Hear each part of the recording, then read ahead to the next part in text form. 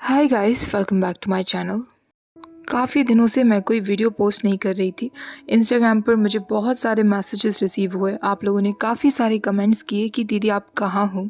लेकिन मैं उस स्टेट में नहीं थी कि मैं आप लोगों का कोई भी रिप्लाई कर सकूं। मेरे घर पर एक ट्रेजेडी हो गई थी। टाइमलाइन मैं मेंशन कर दूंगी, तो जिसको भी स्टोरी के आगे का पार्ट सुनना है तो आप लोग उस टाइम तक स्किप कर सकते हो। दरअसल मेरे जीजू एक्सपायर हो गए हैं, वो अब इस दुनिया में नहीं हैं। शिवरात्रि वाले दिन, जिस दिन मैंने लास्ट वीडियो पोस्ट किया था, उसी दिन शाम को हमें न्यूज़ मिली कि जीजू को ब्रेन हैमरेज हुआ है।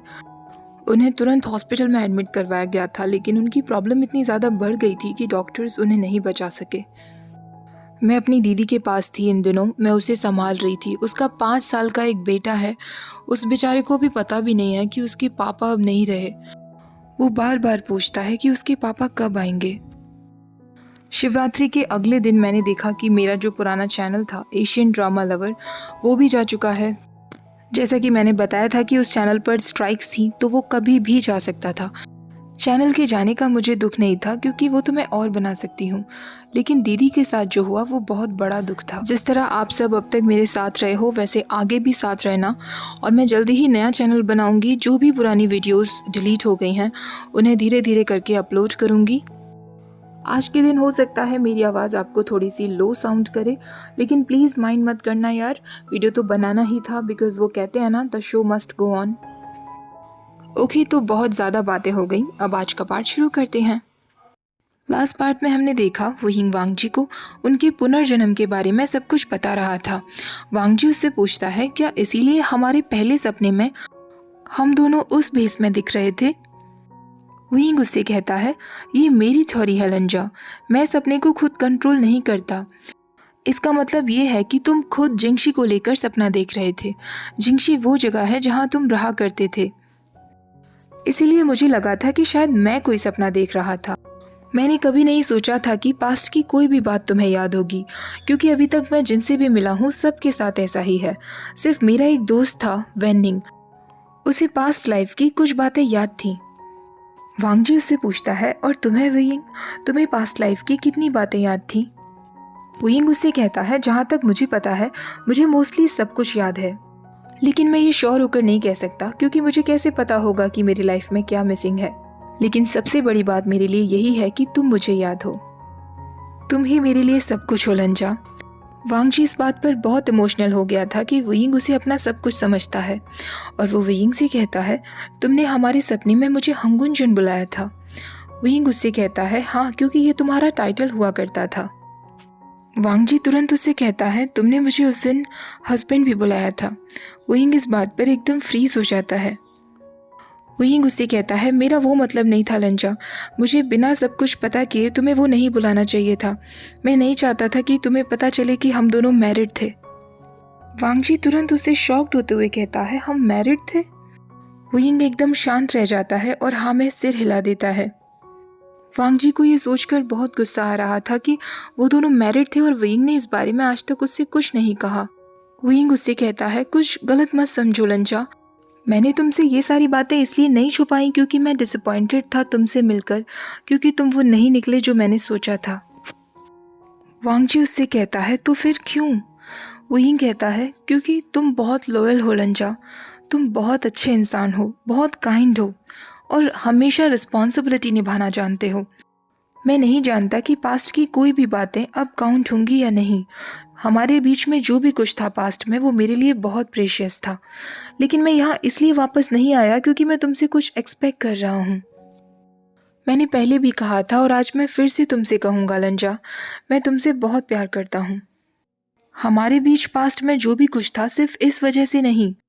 मैं ज़िंदगी भर तुमसे प्यार करना चाहता हूँ, तुमसे शादी करना चाहता हूँ, तुम्हारे साथ ट्रैवल करना चाहता हूँ। हर सुबह उठते ही अपने बेड में सबसे पहला चेहरा मैं तुम्हारा ही देखना चाहता हूँ। ये सब सुनने पर वांगजी का दिल बहुत ज़ोर ज़ोर से धड़क रहा था। वही गुस्से कहता है, लेकिन मैं नहीं चाहता ये सब की वजह से तुम बिल्कुल भी प्रेशर फील करो। ये सब सुनने के बाद तुम्हें लग रहा होगा कि अब हमें वैसा ही हो जाना चाहिए जैसा हम पहले हुआ करते थे, पर तुम्हें किसी भी तरीके के दबाव में आने की कोई ज़रूरत नहीं है लंजा। वांग जी ये सुनते ही तुरंत वयिंग को गले लगा लेता है। वांग जी अपनी कपकपाती हुई आवाज़ में कहता है, मैं तुमसे प्यार करता हूँ, तुमसे शादी करना चाहता हूँ, तुम्हारे साथ ट्रैवल करना चाहता हूँ, हर रोज़ सुबह तुम्हारे साथ ही उठना चाहता हूँ वयिंग। वयिंग की आंखों से आंसू आने लगे थे। वांग जी उसके आंसुओं को पोंछते हुए कहता है, मैं तब भी तुम्हारा था और आज भी तुम्हारा हूँ। वयिंग तुरंत नर्वसली हंसते हुए वांग जी की गोद में आ जाता है। वांग जी पास ही पर रखी हुई चेयर पर बैठता है। वयिंग उसके ऊपर था। दोनों के वेट से चेयर हिल रही थी, लेकिन वांग जी की अटेंशन इस वक्त वयिंग को किस करने में लगी थी। वो वयिंग के चीक्स को किस करता है, उसके लिप्स पर किस करता है और फिर उसकी नेक पर किस करता है। इस वक्त वो ऐसा फील कर रहा था कि वो सब कुछ छोड़ छाड़ कर सिर्फ अपने वयिंग को किस करता रहे। वयिंग ने अपने लेग से वांग जी को अच्छे से जकड़ लिया था और वांग जी ने भी उसे बहुत टाइटली पकड़ा हुआ था। वांग जी अब वयिंग को नेक पर उसी जगह लिक करता है जहां लास्ट नाइट उसने निशान छोड़ दिया था, और उस निशान के पास अपने टीथ से वो एक और निशान बनाता है और वो धीरे धीरे वयिंग के कान में कहता है, मैं तुम्हारे बारे में और भी बहुत कुछ जानना चाहता हूँ। वयिंग फिर उससे नर्वसली मुस्कुराते हुए पूछता है, क्या ये कोई जॉब इंटरव्यू है लंजा? मैं ऑलरेडी तुम्हारे अंडर फुल टाइम वर्क कर रहा हूँ। वांग जी तुरंत वयिंग के लोअर लिप पर बहुत जोर से बाइट कर लेता है। वयिंग उसके चीक्स को सहराते हुए कहता है, क्या तुम श्योर हो लंजा? अब हमें पास्ट में बात करने की क्या ज़रूरत है? वांग जी उससे कहता है, मुझे तुम्हारा सब कुछ चाहिए, तुम्हारा पास्ट, प्रेजेंट और फ्यूचर भी।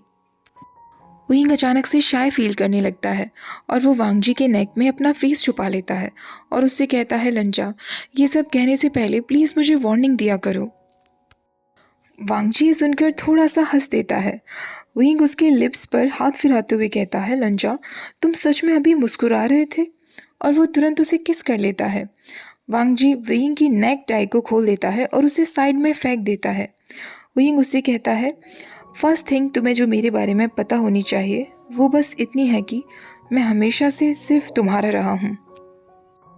ये सुनते ही वांग जी वयिंग की शर्ट को कुछ इस तरह खोलता है कि उसके बटन कहाँ गिरे थे किसी को भी नहीं पता था। वो उसे गोद में उठाकर अपने रूम की तरफ ले जाने लगता है और उससे कहता है, मेरे रूम में कॉन्डम्स रखे हुए हैं। वयिंग उससे पूछता है, कॉन्डम्स? लंजा, मुझे सच सच बताना, क्या तुम पहले किसी और के साथ भी हो चुके हो? वांग जी उससे कहता है, बिल्कुल नहीं। वयिंग उससे कहता है, फिर तुम्हारे पास कॉन्डम्स क्यों रखे हुए हैं? क्या तुम मेरे साथ ही उन्हें यूज़ करने का सोच रहे थे? वांग जी को अचानक से इतनी शर्म आने लगती है कि वो वयिंग की बात पर बिना कोई ध्यान दिए उसकी बेल्ट खोलने लगता है। वयिंग तुरंत ज़ोर ज़ोर से हंसने लगता है और उससे कहता है, लंजा, सच में तुम ये सब के बारे में सोच रहे थे? वो उसकी वेस्ट को टाइटली पकड़ते हुए उसे अपनी तरफ खींचता है और कहता है, तुमने कब से मेरे साथ सोने की प्रिपरेशंस शुरू कर दी थी? वांग जी अभी भी शर्मा रहा था और वो वयिंग का नाम लेता है।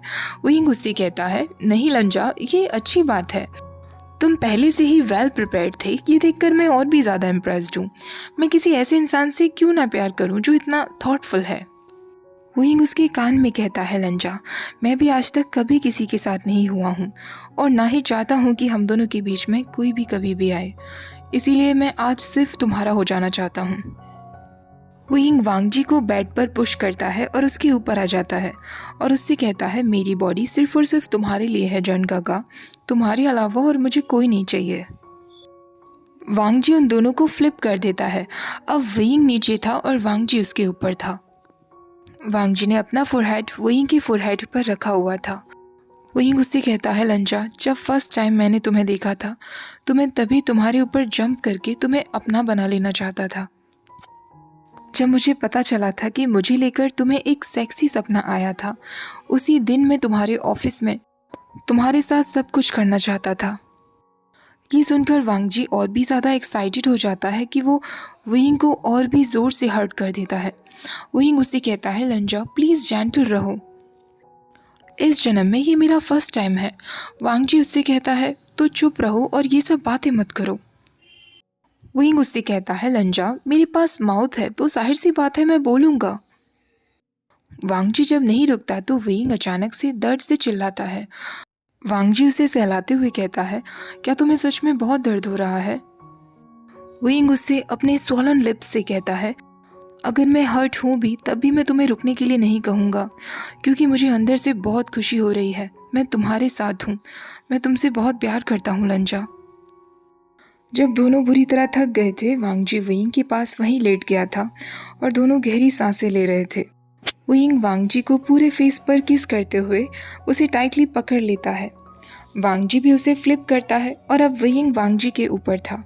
विंग की हेयर टाई जो ऑलमोस्ट खुल ही गई थी, वांगजी उसे पूरी तरीके से खोल देता है और विंग की स्वेटी हेयर में अपनी उंगलियां फहराने लगता है।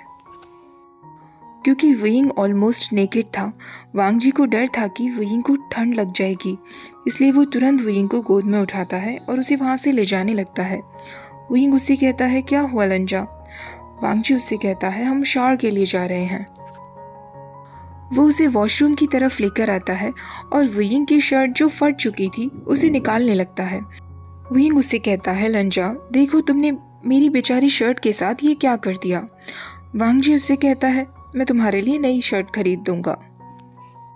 विंग उससे मुस्कुराते हुए कहता है, लंजा प्लीज़ ये मत कहना कि हर बार जब भी तुम मेरे साथ सोओगे यही करने वाले हो, क्योंकि इस तरह तो मेरे लिए कपड़े खरीदते खरीदते तुम्हारा बैंक बैलेंस ही ख़त्म हो जाएगा।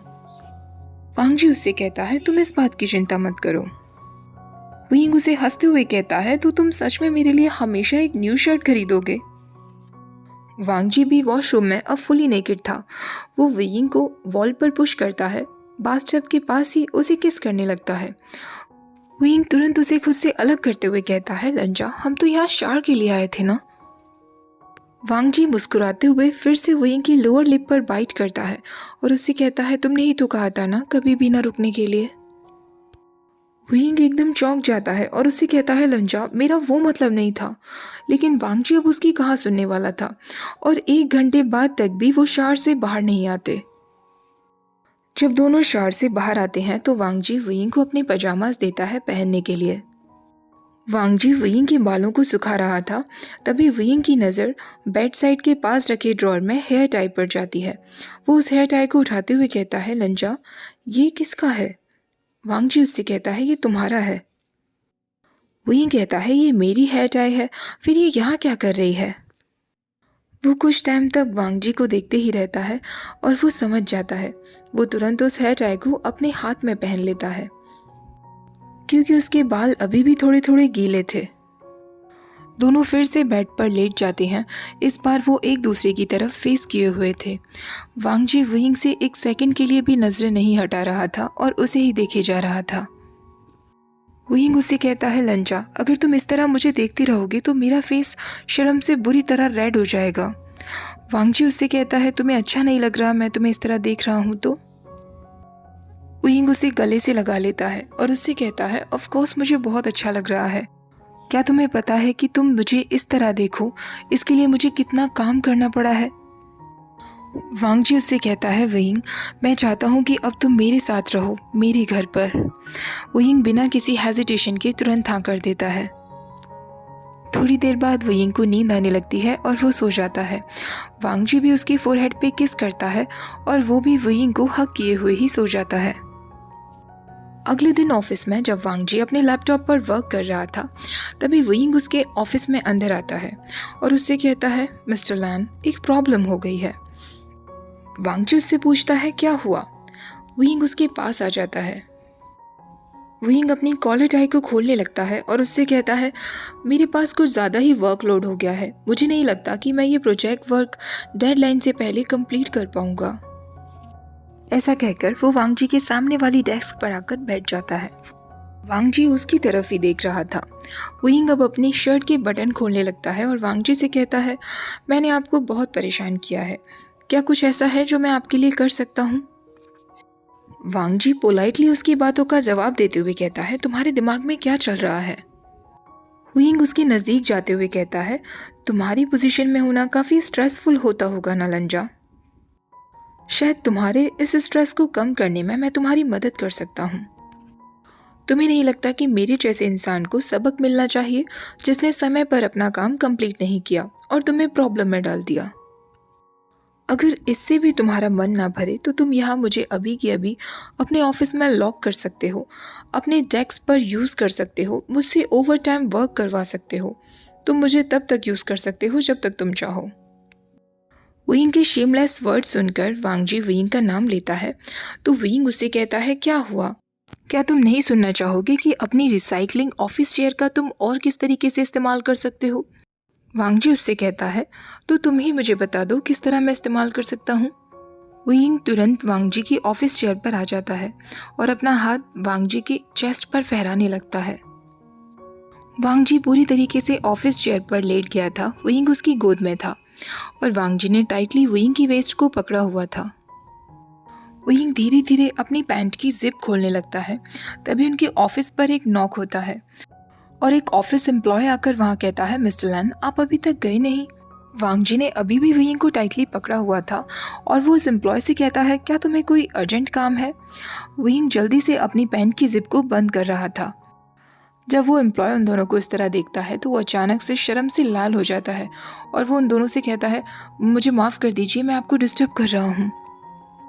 विंग भी अपने शाय फेस से कहता है, नहीं, मैं बस जाने ही वाला था लंजा, मैं तुम्हें बाद में मिलूंगा। ऐसा कहकर वो वहाँ से जाने लगता है।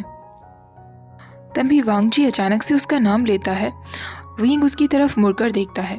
वांगजी उससे कहता है, कार के पास मेरा इंतज़ार करना, मैं जल्दी ही आऊँगा। विंग और वो एम्प्लॉय जो उनके रूम में था, वो दोनों ही शॉक्ड हो गए थे। विंग मुस्कुराते हुए तुरंत वहाँ से चला जाता है। जैसे ही वांगजी अपना काम खत्म कर लेता है, वो तुरंत पार्किंग लॉट के पास जाता है। उसे अपनी कार के पास विंग नहीं दिख रहा था, लेकिन जैसे ही वो अपनी कार का डोर खोलता है, कोई उसे अंदर खींच लेता है और तुरंत उसे किस करने लगता है। विंग उसकी ड्राइवर सीट पर बैठा हुआ था और उसने वांगजी को भी वहीं खींच लिया था। वो उसे फियर्सली किस करते हुए कहता है, लंजा, मैं तुमसे एक सेकंड के लिए भी दूर नहीं रह पाता हूँ। मैं क्या करूँ, मैं तुमसे इतना प्यार करता हूँ। वांगजी मुस्कुराने लगता है और वो भी उसे किस कर रहा था। विंग उससे कहता है, लंजा, शायद अब हमें चलना चाहिए, वरना रास्ते में हमें बहुत ट्रैफिक मिलेगा। वांगजी कहता है, कोई जल्दी नहीं है, और वो फिर विंग को किस करने लगता है। विंग उससे कहता है, जन गगा, कैसा रहेगा अगर हम डिनर टाइम से पहले पहुंच गए तो मैं खुद को तुम्हारे लिए डिनर में सर्व करूंगा, फिर तुम जो चाहो वो मेरे साथ कर लेना। ये सुनते ही वांगजी तुरंत कार चलाना शुरू कर देता है। वो दोनों विंग के अपार्टमेंट पहुंच जाते हैं डिनर से पहले। लेकिन विंग इतना ज़्यादा थक गया था कि वो कार में ही फ्रंट सीट पर सो गया था। वांगजी उसे रूम में लेकर आता है। वो दोनों एक दूसरे को किस करते हैं और बेड पर सो जाते हैं। उस रात उनके बीच कुछ नहीं हो पाता। ओके गाइस, आज का पार्ट मैं यही ख़त्म करती हूँ। शायद मैं कल वीडियो पोस्ट ना कर पाऊँ क्योंकि मैं दी के पास जाऊँगी, लेकिन आप ये नहीं सोचना कि मैं फिर से 7-8 दिन के लिए गायब हो गई। जितना मुझसे हो सकेगा अब मैं रेगुलर ही वीडियो पोस्ट करूँगी। इस एफएफ के अब 2 चैप्टर्स रह गए हैं, उसके बाद मैं नेक्स्ट एफएफ भी जल्दी ही शुरू करूँगी।